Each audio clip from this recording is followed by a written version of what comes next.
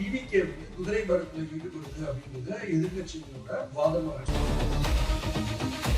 ஏடிஎம்கே டிஎம்கேவும் சேர்ந்து, அதாவது முதலமைச்சராக எடப்பாடி பழனிசாமி அவர்களை நியமித்து இவங்க 2 பேரும் குதிரை பேரம் நடத்தினாங்க அப்படின்ற விஷயத்த மக்கள் மத்தியில அமலப்படுத்தணும் அப்படின்றதுதான் ஆதவ் அர்ஜுனாவோட டார்கெட்டா இருக்கு. இந்த குதிரை பேரம் நடத்துறது யார் சொல்லுவா? லிஸ்ட் நான் சொல்றேன். பாசியம் கம்பெனியோட ஓனர் புரோக்கர் வேலையை பார்த்தாப்ல. திமுக அதிமுக இவங்க 2 பேருமே எதிரி போல வெளியில காட்டிக்கிறாங்க. ஆனா திமுக என்ன பண்ணிருக்காங்க அப்படின்னா, அதிமுக வெளியில இருந்து ஆதரவு வச்சு எடப்பாடி தலைமையில ஆட்சி அமைக்க பிளான் பண்ணாங்க. திமுகவும் அதிமுகவும் பிஜேபியும் சேர்ந்து இங்கு ஒரு ஆட்சியை உருவாக்கும். ஸ்டாலின் அவர்கள் தோற்கடிக்கப்பட்டார் கொளுத்தூர் தொகுதியில. இப்போ அவர் தோற்கடிச்சதுக்கு வேலை செய்யாம இருந்த சேகர் பாபு மேல கழகத்தில் உள்ள அவருக்கு வேண்டாதவர் நிறைய பேர் பாத்தீங்கன்னா அதை கொளுத்தி போட்டிருக்காங்க.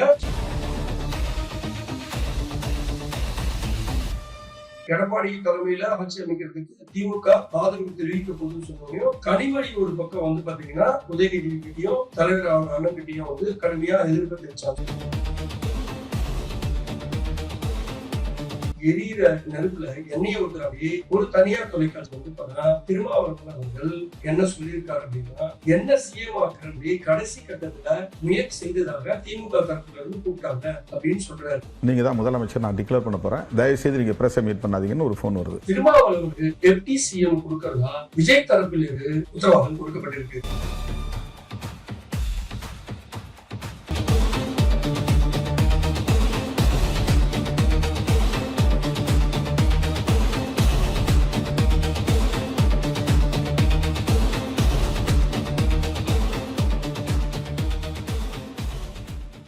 வணக்கம், HKS வாய்ஸ் மீடியா நேயர்களுக்கு. இன்னைக்கு என்ன ஒரு விஷயத்த நம்ம பார்க்க போறோம் அப்படின்னா, டிவிகே குதிரை பரத்துல ஈடுபடுது அப்படிங்கிறது எதிர்கட்சிகளோட வாதமா இருக்கு. அதே போல டிவிகே உள்ள ஆதவ் அர்ஜுனா என்ன பண்றாரு அப்படின்னா, இவர்கள் வாதத்தை முறியடிக்கணும்ன்ற எண்ணத்துல இவங்க ஆட்சி அமைக்கிறது பெரும்பான்மையை நிரூபிக்கிறதுக்கு முன்னாடியே ஏடிஎம்கே டிஎம்கேவும் சேர்ந்து, அதாவது முதலமைச்சராக எடப்பாடி பழனிசாமி அவர்களை நியமித்து இவங்க 2 பேரும் குதிரை பேரம் நடத்தினாங்க அப்படின்ற விஷயத்த மக்கள் மத்தியில அமலப்படுத்தணும் அப்படின்றதுதான் ஆதவ் அர்ஜுனாவோட டார்கெட்டா இருக்கு. அதுதான் டிவிகேவோட ஐடியாலஜியாவும் இருக்கு. சரி, அதுக்கு என்ன பண்றாரு ஆதவ் அர்ஜுனா அப்படின்னு பாத்தீங்கன்னா, ஏடிஎம்கே டிஎம்கே ஆட்சி அமைக்கிறதுக்காக மிதுன் உதயநிதி கிட்ட பேசி, நீங்க வெளியில இருந்து எங்களுக்கு ஆதரவு தீங்கன்னா உங்க கூட்டணி கட்சியில இருக்கிற விடுதலை சிறுத்தைகள், 2 கம்யூனிஸ்டுகள் லெப்ட் ரைட், அது போக தேமுதிக, அது போக மறுமலர்ச்சி திராவிட முன்னேற்ற கழகம், ஐயோர், நீங்க எல்லாம் சேர்ந்து வெளியில இருந்து ஆதரவு தீங்கன்னா நம்ம ஆட்சி அமைக்கலாம் அப்படின்னு சொல்லி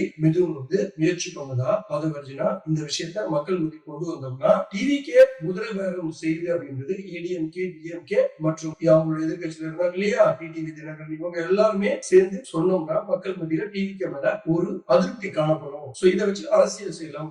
அவங்களோட இந்த சைட்ல இவங்களோட பிளான். அந்த சைட்ல டிவிகே என்ன பிளான் பண்றாங்க அப்படின்னா, இவங்க 2 பேரும் பண்ணதை பெருசா யாரும் பேச மாட்டீங்க, அதை நம்ம பேச வைக்கணும், மக்கள் மத்தியில கொண்டு போகணும், அப்பதான் நாம செய்யற விஷயங்கள் மக்கள்கிட்ட அதிருப்திய ஒரு கெட்ட பேரை உருவாக்காது அப்படின்றதுதான் டிவிகேவோட பிளான்.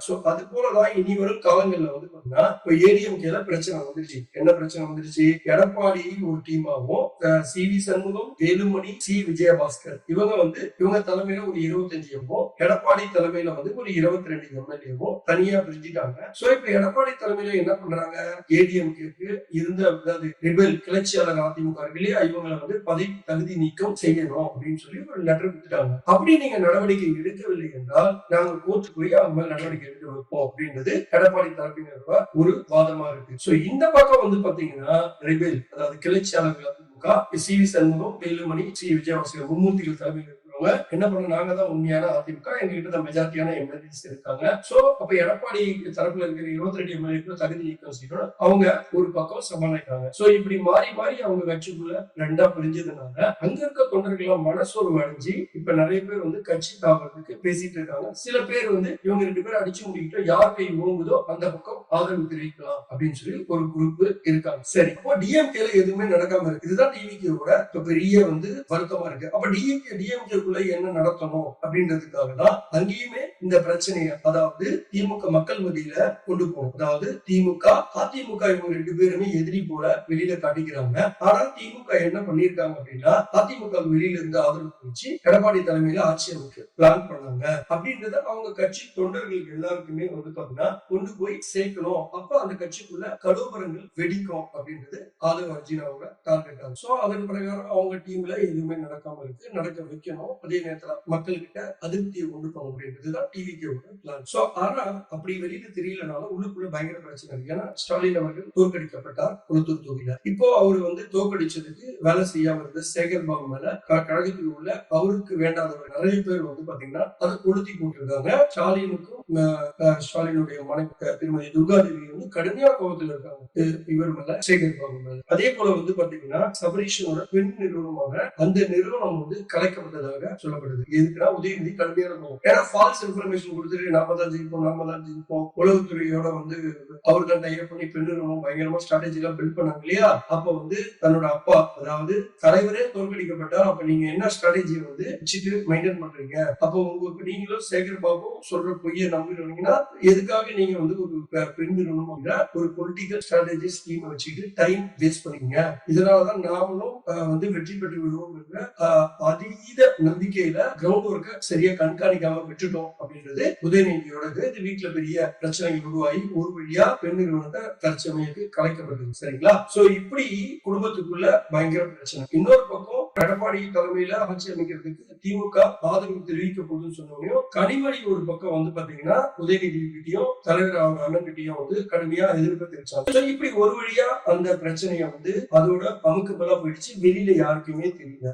ஆனா எரியிற நெருப்புல எண்ணெய ஊத்துறாவே ஒரு தனியார் தொலைக்காட்சி வந்து பாத்தீங்கன்னா திருமாவளவன் அவர்கள் என்ன சொல்லியிருக்காரு அப்படின்னா என்ன சிஎம் ஆக்குறது கடைசி கட்டத்துல முயற்சி செய்ததாக திமுக தரப்புல இருந்து கூப்பிட்டாங்க அப்படின்னு சொல்றாரு. என்ன சொல்றாருன்னா ஒரு நேரத்துல எடப்பாடி பழனிசாமி அவர்களை முதலமைச்சர் ஆக்கணும்னு சொன்னாங்க. அதுக்கு நாங்க மறுப்பு தெரிவிச்சோம். இது வந்து ஒத்து வராது. ஈவன் திமுகவுக்கு இது அழிவுக்கு காரணமாயிடும். ஏன்னா அதிமுக வந்து அவங்க ஆட்சி அமைச்சாங்கன்னா உங்களுக்கு என்ன பலன் அப்படின்ற மாதிரி அதை டிராப் பண்ணிருக்காங்க. இது வந்து பாத்தீங்கன்னா திமுக வேற ஒரு மாஸ்டர் பிளான் திருப்பி திருமாவளவன் சிஎம் ஆக்கலாம் அப்படி சொல்லும்போது திருமாவளவன் பேக் வாங்குவாரு அப்படின்ற இதுல வந்து பார்த்தா திருப்பி சொல்லும் போது இல்ல நான் ஆல்ரெடி ஆதரவு கொடுத்தேன் அப்படின்னு சொல்றாரு. இருந்தும் அவங்க வந்து அவர் ப்ரெஷர் பண்ண மாதிரியும் அவர் அதுக்கு முடியாதுன்னு சொல்றாரு. சோ இதெல்லாம் வந்து பாத்தீங்கன்னா டிவிகே பிளானுக்கு நம்ம திருமாவளவன் அவர்கள் வந்து சப்போர்ட் பண்ற மாதிரி இருக்கு. சோ அப்போ திமுக தலைவர் கூட ஆதரவா செயல்பட்ட திருமாவளவன் இப்ப ஏன் வந்து டிவிகேக்கு ஆதரவா செயல்படுற மாதிரி தோணுது இல்லையா?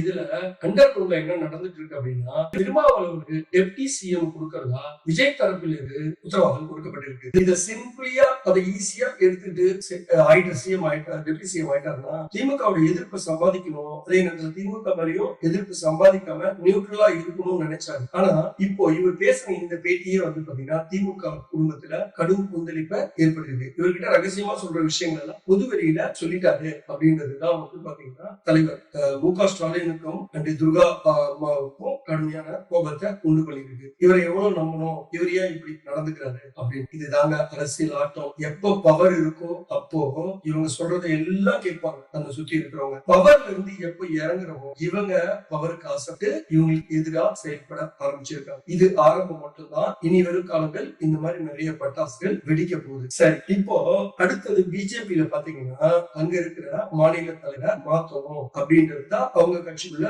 பயங்கரமா யோசிச்சு அங்க இருக்கிற நிர்வாகிகள் அதாவது 2ஆம் கட்ட நிர்வாகி இருக்காங்க இல்லையா? இவங்க எல்லாமே அண்ணாமலைக்கு சப்போர்ட் பண்ணி பயங்கரமா அவங்களுக்குள்ள பேச்சு நடத்திட்டு இருக்காங்க. இது டெல்லி தலைமைக்கும் தெரியாம இல்ல. இங்க நிறைய விஷயங்களை கலையிறது டெல்லிக்கும் பயங்கரமா பிளான் ஓடிட்டு. சோ என்ன நடக்க போகுது அவங்க கட்சியில? ஏன் அப்படின்னா கிட்டத்தட்ட 27 தொகுதியில தமிழகத்துல ஒரே ஒரு தொகுதியில வெற்றி பெற்றாங்க இல்லையா? இது அவங்க கட்சிக்குள்ள மிகப்பெரிய சலசலப்பை உண்டாக்கி இருக்கு. உதாரணத்துக்கு இவங்க வந்து வெஸ்ட் பெங்கால ஜெயிக்கணும்ன்றது மட்டும்தான் இந்த எலெக்ஷன்ல அவங்களோட டார்கெட்டா இருந்தது. அங்க அவங்க வெற்றியும் அடுத்த டார்கெட் அவங்களுக்கு தமிழ்நாடு. சோ தமிழ்நாட்டுல என்ன பண்ணலாம் தான் அவங்களோட பிளான். சோ அந்த பிளான்ல என்ன பண்றாங்கன்னா இவங்க அதாவது சென்ட்ரல் கவர்மெண்ட்டுக்கு எதிர்ப்பா செயல்படுறாரா, அந்த திட்டங்களுக்கு எதிர்ப்பா செயல்படுறாரா அப்படின்றதுதான் பார்க்க போறாங்க.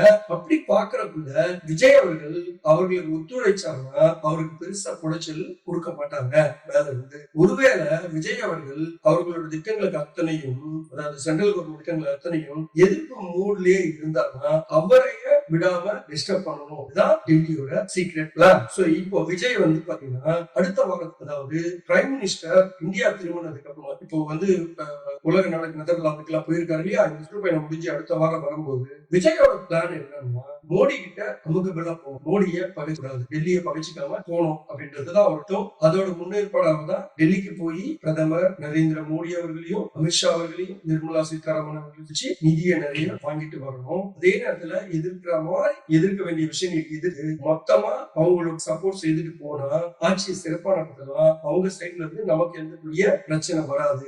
அதே போல இங்க இருக்கிற எதிர்கட்சிகளை உடைச்சிடணும், அவங்க கட்சிக்குள்ள குழப்பத்தை உண்டு பண்ணிக்கிட்டே இருக்கணும். அப்ப அந்த குழப்பங்களை உண்டு பண்ணிக்கிட்டே இருக்கும்போது இவங்க பெருசா விஜய அட்ராக்ட் பண்ண மாட்டாங்க, ஆட்சியை சுமூகமா நடத்திட்டு போயிடலாம் அப்படின்றதுதான் தற்போதைய டிவிகேவோட மாஸ்டர் பிளான். பார்க்கலாம் என்ன நடக்குது. இவர்கள் ஒரு பிளான் போட்டாலும் காலம் ஒரு பிளான் போடும் இல்லையா, அதை பொறுத்து பார்ப்போம். மீண்டும் உங்களை அடுத்த நிகழ்ச்சியில் சந்திக்கும் வரை உங்களிடமிருந்து விடைபெறுவது உங்கள் HKS.